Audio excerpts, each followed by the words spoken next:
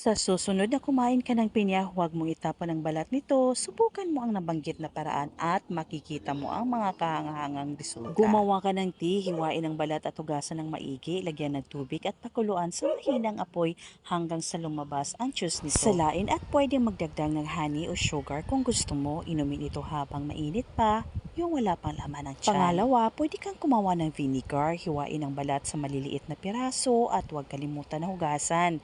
Ilagay sa garapon, lagyan ng kaunting tubig at takpan ang garapon na may tela o papel. Hayaan itong ma-ferment ng 2 linggo o sa 1 buwan at salain ng vinegar at gamitin ito sa pagluluto o sa paggawa ng salad dressing. At pwedeng gawing juice, hiwain po ito sa maliliit tsaka hugasan ng mabuti. Ilagay sa blender na may kaunting tubig.